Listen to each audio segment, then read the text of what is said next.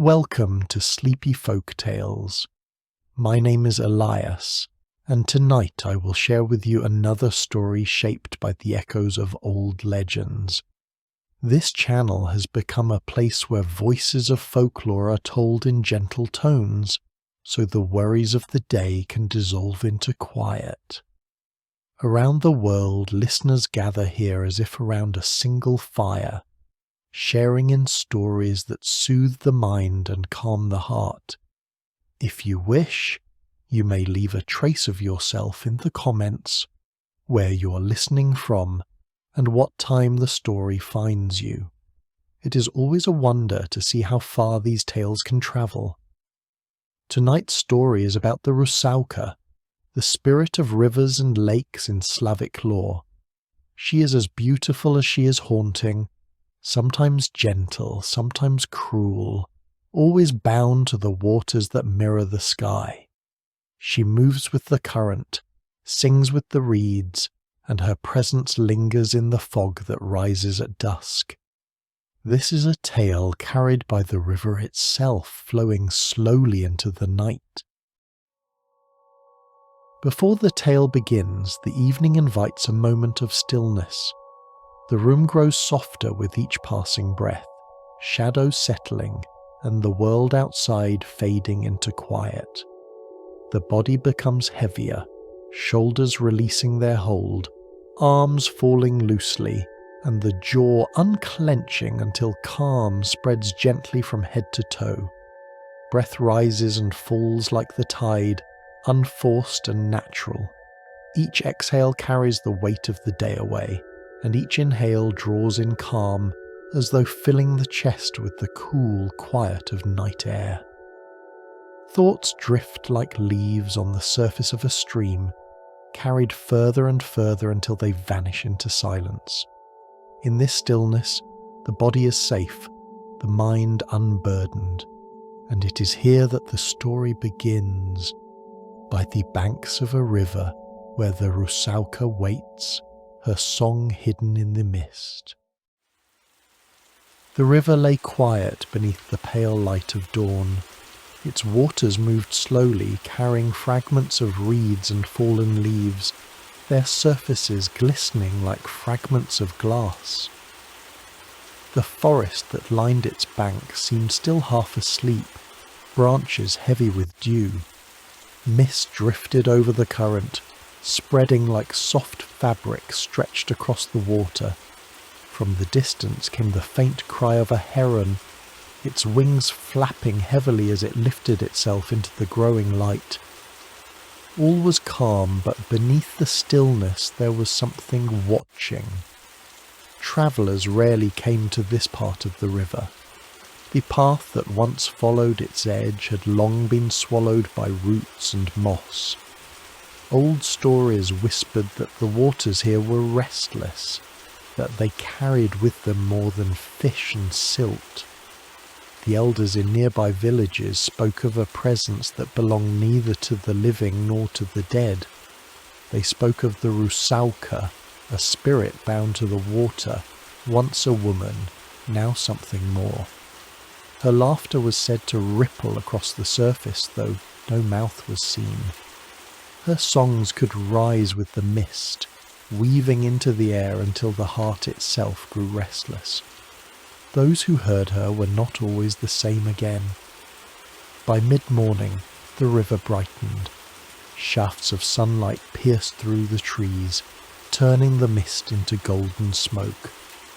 Fish leapt briefly above the water, scales flashing silver before vanishing again. The forest stirred with life, the chatter of birds, the rustle of small creatures in the underbrush. But even as nature busied itself, the river remained strangely silent, as though it guarded its secrets. The villagers knew better than to linger here. They crossed themselves before speaking of it, lowering their voices as if the spirit might be listening. Long ago, they said, the Rusałka had been a young woman. Some claim she was a maiden betrayed by her lover, left to drown in despair. Others believed she had been stolen by spirits, her soul trapped in the river as punishment. However the tale began, all agreed on how it ended. Her beauty remained, but her heart had grown cold as the waters themselves. She appeared as a woman with long hair that flowed like currents, her gown clinging to her form as though woven from mist. Her eyes glowed pale, almost like moonlight, and in their depths was an unspoken grief. Yet there was a power in her sorrow, a lure that drew men close when they should have stayed away. The morning passed slowly, and the forest bent to the rhythm of the sun. But deep beneath the water, the Rusałka stirred. She rose from the shadow of reeds, her hair spreading across the current like dark threads. She stood just beneath the surface, unseen, her pale face watching the world of the living from her quiet realm. The river was her home, her prison, her kingdom. And today, like every day, she waited for someone to come close enough to hear her song. As the sun climbed higher, the riverbanks came alive with colour. The dew on the tall grass sparkled, and the air filled with the sweet smell of wet earth. Bees hovered among wildflowers growing close to the water, their buzzing rising and fading like soft music. Yet, despite the liveliness of the forest, there was a hush that seemed to press down upon the river itself. It was as if every leaf, every stone, knew it stood in the presence of something not entirely of this world. There were stories told in the nearest village, just a half-day's walk away. Old men with wrinkled hands would recall how, in their youth, they saw shapes moving across the river at dusk, shapes that looked like maidens, but left no footprints on the banks. Women warned their children not to swim too far, whispering that pale arms might pull them beneath. Some even claimed that fishermen who cast their nets here sometimes drew up strands of hair instead of fish, glistening wet and cold, only to see them vanish when touched. These tales were told around fires, voices hushed, and though many laughed nervously, few dared to question them aloud. The Rusałka's nature was not simple. At times she was said to be kind, blessing the fields with rain when she danced in the waters. Crops would grow tall and rich in seasons when her song echoed through the mist. But there was also fear, for when angered, she could summon storms, drowning the fields instead of feeding them. To those who sought her beauty or her voice she offered no mercy. They followed her call into the current, never to rise again. Toward noon, the forest grew heavy with heat. The river shimmered with sunlight, and the mist thinned until it was only a memory. Beneath the surface, the Rusałka drifted lazily, her hair mingling with the reeds. Her pale hands traced circles in the water, sending ripples outward. Though no one was near, she sang softly, her voice a thin thread that wove itself into the summer air. It was not a human melody. It rose and fell like the river itself, wordless, but filled with longing.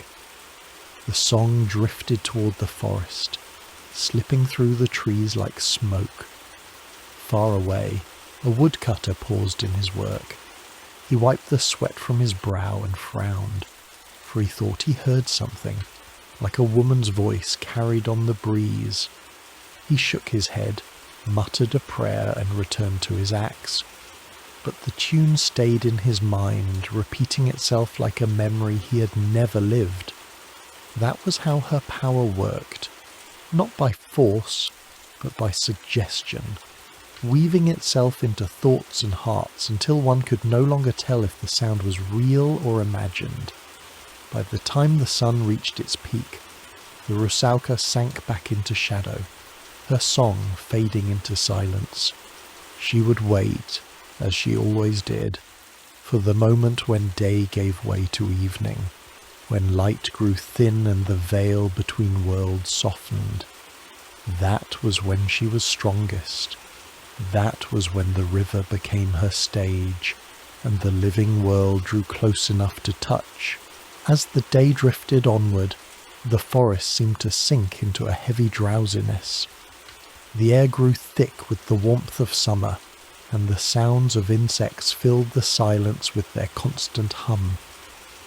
The river, though bathed in light, carried an unease that never left its waters. It shimmered brightly, but beneath the glimmer something darker pulsed, like a heart hidden under glass. The Rusałka rested there, watching, her pale form drifting with the current. Few dared to wander this far during the hottest hours of the day, but sometimes hunters, lost in the woods, found themselves near the riverbank.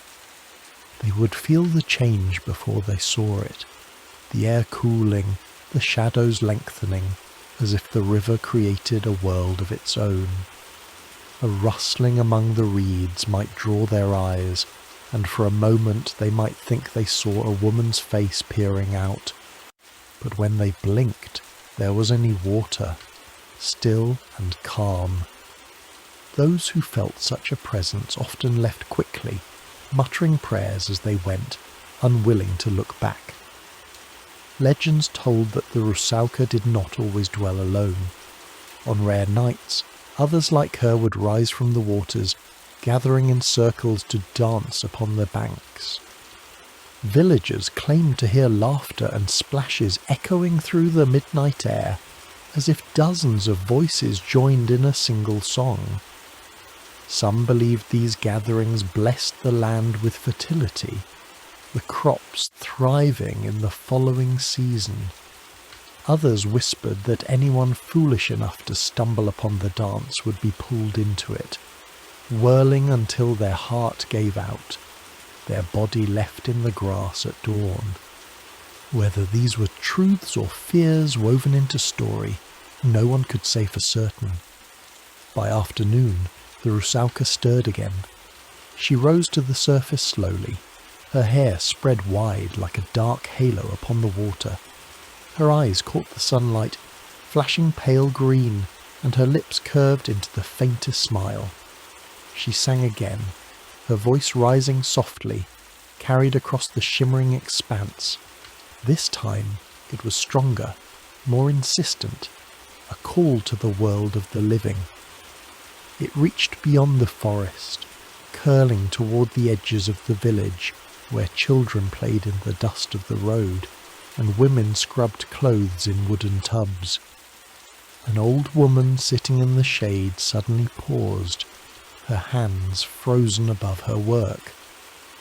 She thought she heard it too, the sound of a maiden's song, sweet and mournful. Her eyes narrowed, and she crossed herself quickly, whispering words of protection. She knew the signs. She had heard them once before, when she was a child. That time a boy from the village had gone missing, last seen near the reeds at dusk. His body had never been found. The memory pricked her heart like a thorn, and she hurried her grandchildren inside, warning them not to stray near the water. The Rusałka's voice faded slowly, sinking back beneath the air of insects and birds. The river's surface smoothed once more, glittering innocently under the sun. But the spell had already been cast, and somewhere, someone was listening still, unable to forget the sound that had brushed against their heart like a whisper.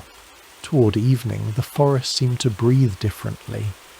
The heat of the day lifted, and long shadows stretched across the clearing where the river bent like a silver ribbon. The air was cooler here, scented with damp moss and pine resin. Birds quieted their songs, replaced by the deeper calls of owls and the croaking of frogs along the water's edge. It was in this shifting twilight that the Rusałka felt most alive, moving with grace that no mortal eye could fully capture. Her pale figure rose from the water once more, but this time she did not sing. Instead she listened. Her head tilted, strands of wet hair clinging to her shoulders, as if she were waiting for something. Far away, the sound of footsteps crunched against twigs. A young woodcutter carrying a bundle of sticks appeared between the trees. His face was tired, his clothes stained with sweat and resin, yet his eyes were restless, darting to every corner of the fading light. He had not meant to wander so close to the river, but the path curved unexpectedly, leading him straight to the banks. The Rusałka smiled faintly, almost tenderly. She stepped forward in the shallows, the water parting gently around her ankles, though no sound betrayed her movement. The man did not see her at first. He bent low, dropping his bundle to tighten the rope around it. When he straightened, his eyes caught the shimmer of pale skin across the water. His heart stuttered, unsure of what he saw. A maiden, impossibly beautiful, stood as if born from the river itself, her gaze steady, unblinking. His lips parted, but no words came. She did not speak either. She merely tilted her head, her expression unreadable, then lifted her hand slowly as if inviting him closer. The woodcutter felt his legs pull forward before his mind could protest. Each step he took seemed lighter than the last, his body obeying some rhythm that came not from him but from her. He waded into the shallows, boots darkening with water, the coolness biting into his skin. Yet he could not stop. Her eyes held him too firmly, like roots holding fast in the earth. When he reached the edge where the water deepened, the spell broke for a heartbeat. The sudden chill of the river sent a shiver through him, and his hand shot back, grasping at the rope binding his sticks as if it could anchor him. He blinked, and for that brief instant he thought he saw her differently. Not a maiden at all, but something hollow, her skin as pale as death, her smile stretched too thin. Fear clawed at his chest. He stumbled back, nearly falling into the mud, and tore his gaze away. The Rusałka's expression shifted. The faint smile faded, replaced by something colder. She lowered her hand slowly, her eyes narrowing. The air seemed to grow heavier, pressing against the woodcutter's lungs. Yet, instead of stepping closer, she sank back into the water, her form melting into ripples until the river was still once more. Only the sound of frogs and insects remained, as though she had never been there. The woodcutter stood frozen for several moments, his breath ragged, before he gathered his bundle again. Without looking back, he fled toward the safety of the village, his heart pounding so loudly it drowned out the forest's whispers. Behind him, the river gleamed with fading light, calm and empty, though anyone who dared to look closer might have seen pale eyes glimmering just beneath the surface, watching, waiting, patient as the night itself. Night descended fully, and with it came the kind of silence that pressed heavily upon the forest. The trees seemed to huddle closer together, their shadows deepening into shapes that whispered of secrets. The river, under the moonlight, became a mirror of liquid silver, glinting with pale beams that shimmered on its restless surface. It was during these hours that the Rusałka revealed her truest self, unfettered by the distractions of the day. She emerged slowly, her figure gleaming in the moon's reflection. Her hair floated about her like strands of dark waterweed, catching the light in ghostly patterns. No longer did she try to appear fully human. Her face, though still beautiful, carried a sharpness now, her eyes reflecting something ancient and unyielding. She drifted across the surface without ripples, a phantom walking where mortals would sink.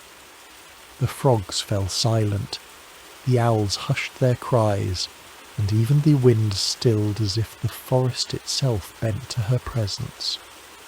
On the opposite bank a small group of villagers had gathered secretly. They had come not to see her, but to test their courage against the stories that had haunted them since childhood.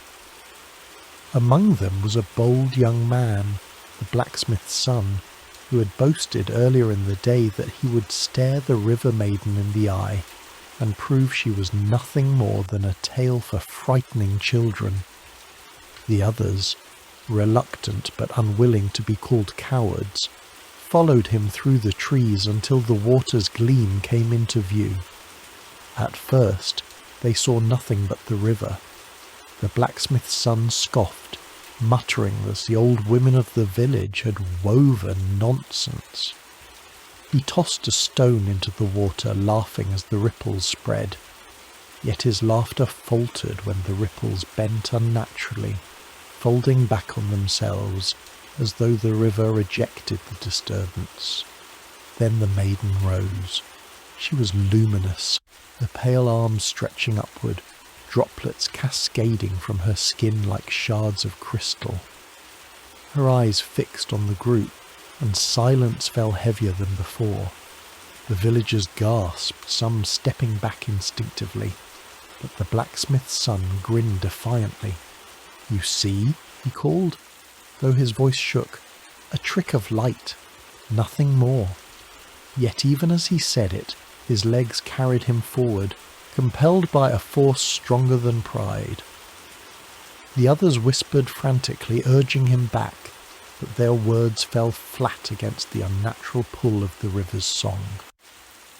He stepped into the shallows, water curling around his boots, his gaze locked on the Rusałka. Her voice rose then, soft and sweet, a lullaby that tangled itself in their thoughts. The others clutched at their ears, some fleeing into the trees, but the blacksmith's son stood transfixed.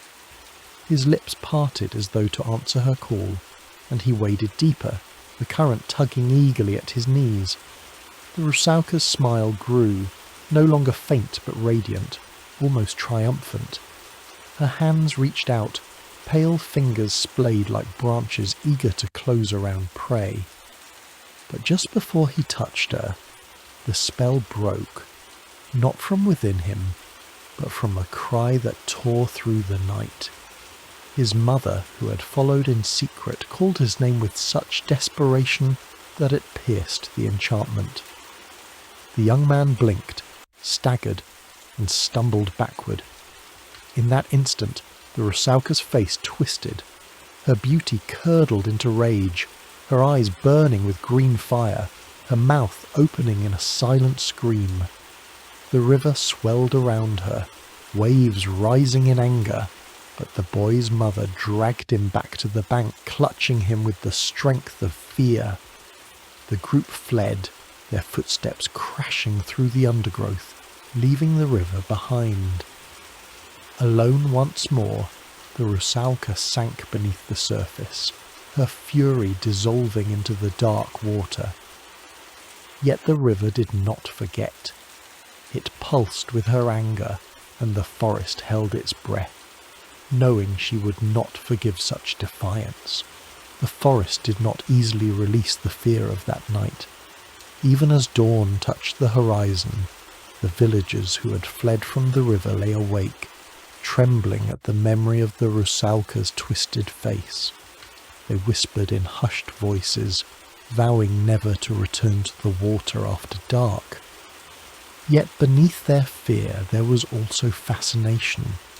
Some spoke of her beauty, others of the power she seemed to wield over the very river itself. And though they shuddered, none could fully deny the strange pull she held over their thoughts. By morning, the river looked innocent again. Mist clung to its surface, curling like breath against the cool air. Birds resumed their songs, and sunlight broke through the branches in shimmering beams. Children, unaware of the night's danger, ran along the banks chasing dragonflies. Their laughter rang out sharp against the stillness. Their mothers called them back, though, their voices laced with unease. The warnings from the night spread quickly, and the villagers knew well enough to keep their distance no matter how calm the water appeared. Beneath the mist, the Rusałka lingered. She drifted lazily through the current, her hair fanning out like ribbons of shadow. Her expression was calm again, though not forgiving. She had watched the villagers flee, their fear sweet to her senses, but their escape stung like a wound. Anger simmered, buried under her pale serenity. She whispered to the reeds, and they swayed, though no wind touched them. She let her song spill into the air again, not loud, but quiet enough to curl through the forest like smoke. It carried sorrow this time, a longing that wrapped around the heart of anyone who heard. A shepherd boy tending his flock paused, the notes brushing against him. He frowned, the sheep bleating nervously as if they too sensed something unnatural. He tightened his grip on his staff, muttering charms his grandmother had taught him. Still, the sound drew him closer to the river's edge, each step hesitant but irresistible. The Rusałka's pale eyes glimmered just beneath the surface, watching him. Her lips moved, though the song seemed to come from the river itself, flowing into the boy's ears like water down stone. The sheep suddenly bolted, scattering across the meadow. Their panicked cries tore the boy from his trance, and he spun to chase them. The moment broke, and when he glanced back, the water was still, reflecting only the pale sky above.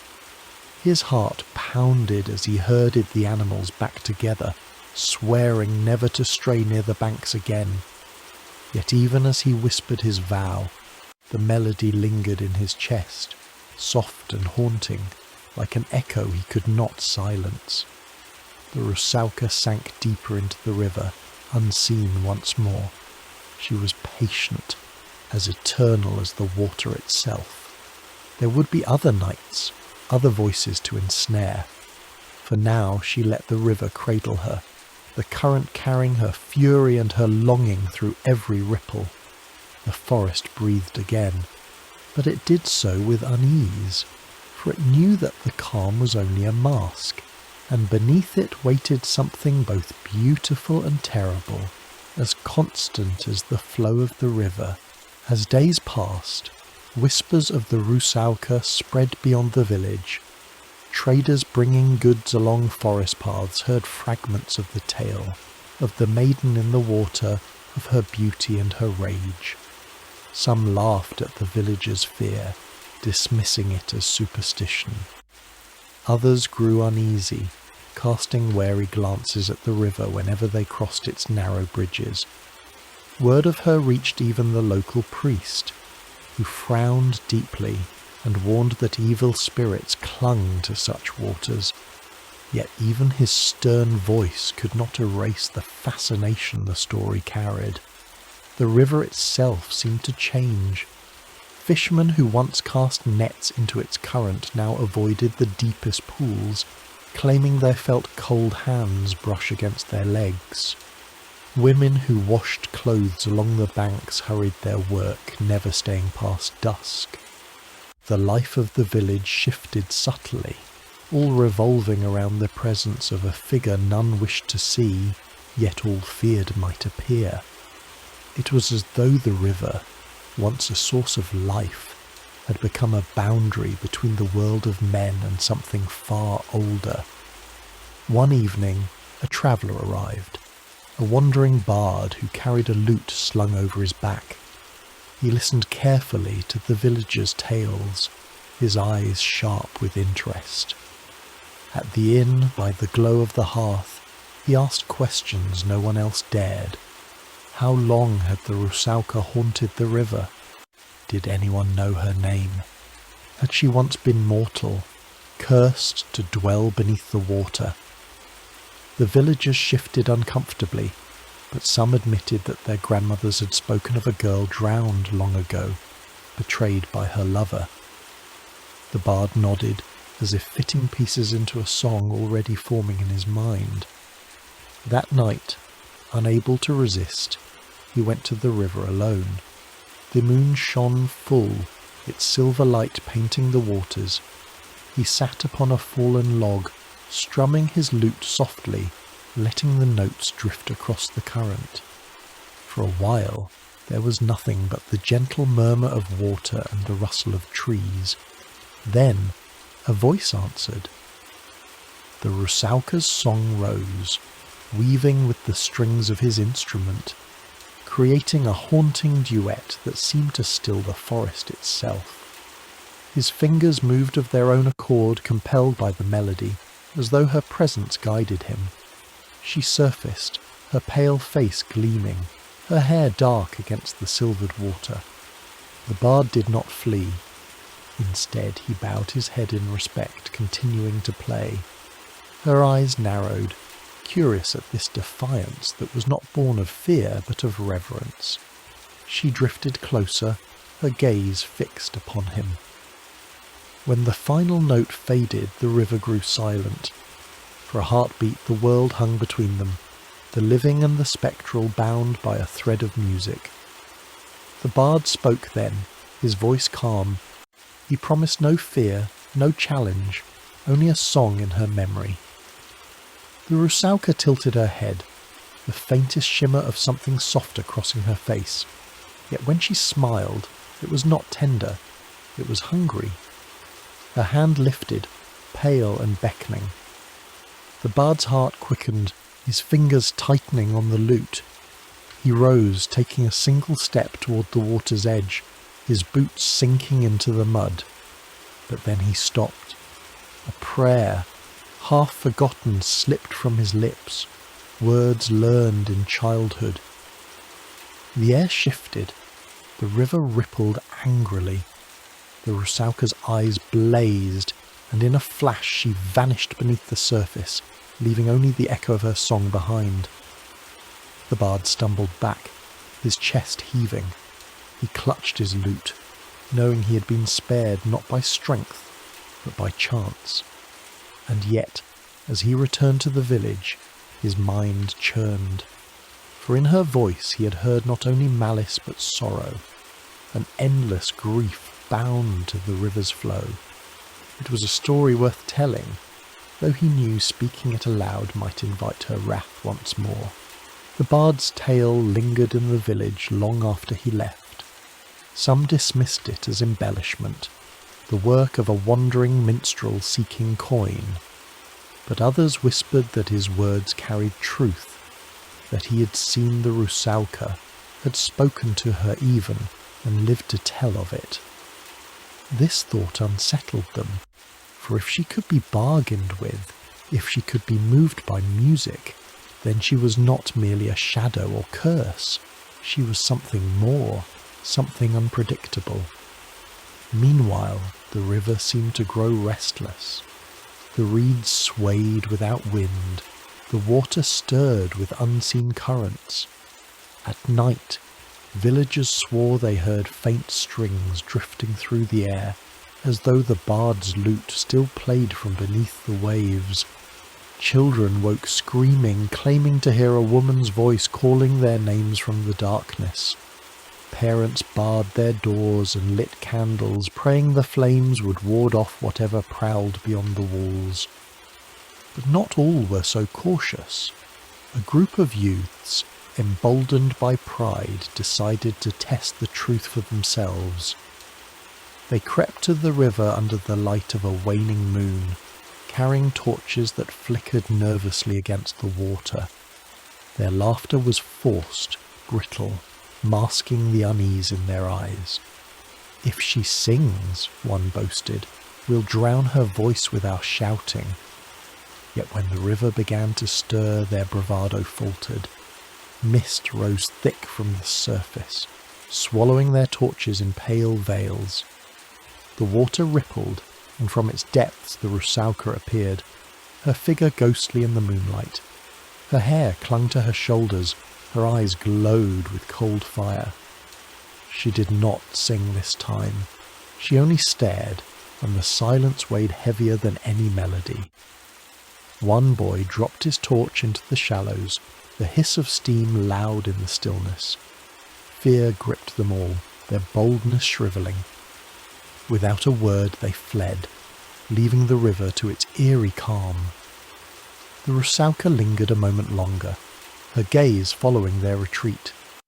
Her lips parted in a faint smile, though it was one of scorn, not joy. Slowly she sank back into the current, her form dissolving into ripples that lapped against the bank. The forest sighed, as though relieved, but the villagers knew her presence had deepened. She was no longer a rumour whispered by grandmothers. She was a shadow that pressed against their lives, shaping their fears and choices. From that night onward, no one doubted her. They avoided the river's edge after dusk, yet its pull remained strong. Fields needed watering, nets needed casting. Life depended on the current that carried both sustenance and danger. And always, beneath it all, lay the certainty that the Rusałka waited, patient and watchful, her grief and fury woven into every ripple that passed through the heart of the forest. As summer deepened, the river became both lifeline and threat. Villagers depended on it for their fields, their animals, their daily bread, yet its presence grew heavier with each passing night. The old women muttered charms before drawing water, the men crossed themselves when fishing lines dipped too deep. Even children, once fearless, avoided games near the banks. They spoke of pale faces glimpsed beneath the reeds, of laughter that echoed without source. Always at the heart of these fears was the Rusałka. Her presence stretched farther now. Travellers along the forest path claimed to feel eyes upon them as they passed near the water.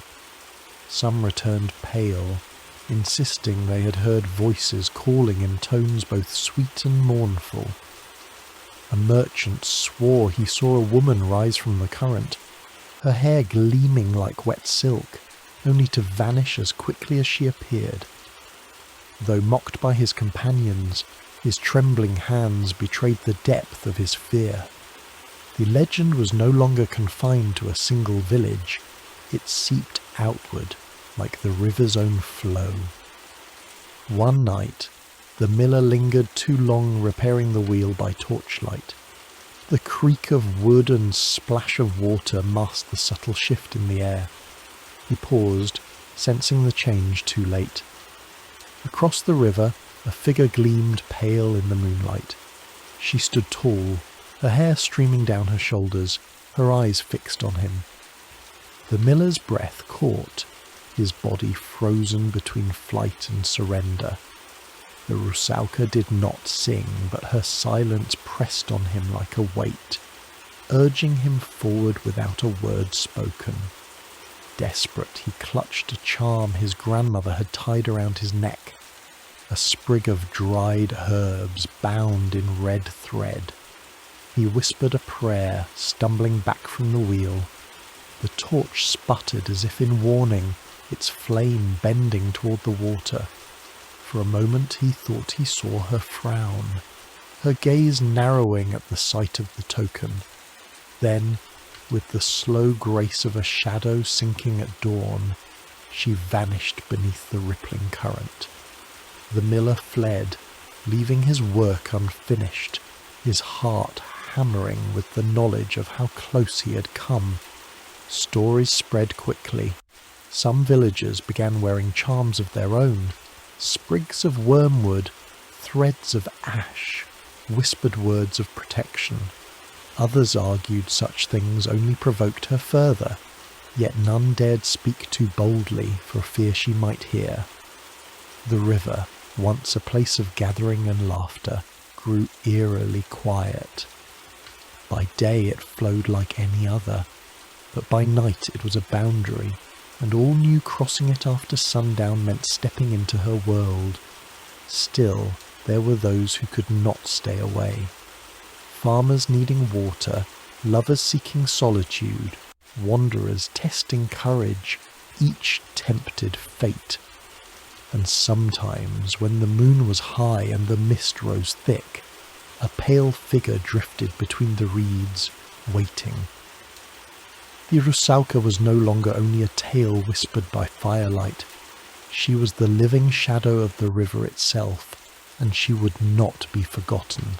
The nights grew longer, and with them the whispers of the Rusalka spread deeper into the hearts of all who lived by the river.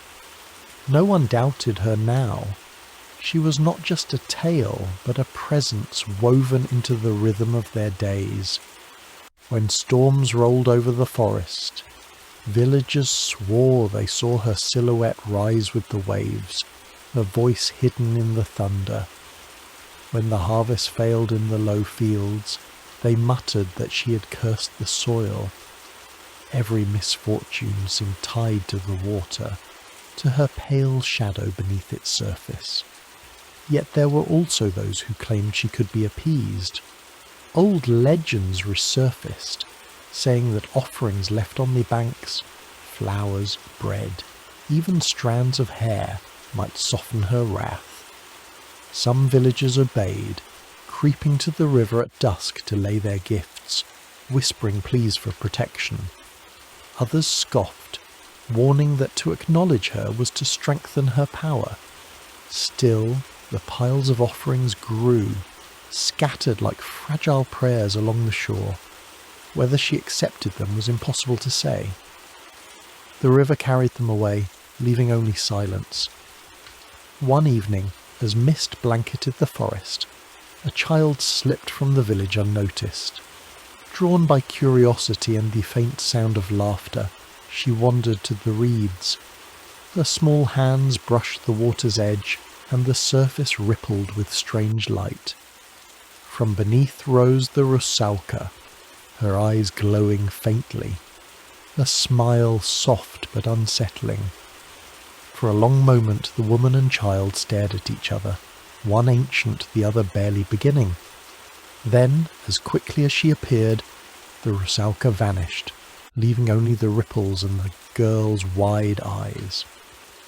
When the child returned home, she spoke little of what she had seen, yet her silence said more than words. The encounter shook the village.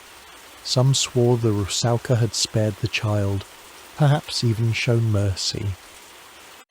Others whispered darker meanings, that she was merely waiting, biding her time. Either way, the people understood the truth. They were living not beside the river, but beneath its shadow. No wall or prayer could erase the presence that watched them, patient as the current itself. As the seasons turned, life went on. The fields were sown, the animals tended, children grew into adults. Yet always, when night fell and the moon cast its silver glow, eyes turned warily toward the water.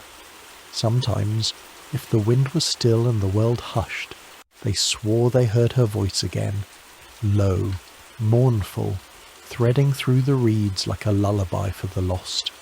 It was beautiful, terrible, and unforgettable. And so the legend endured.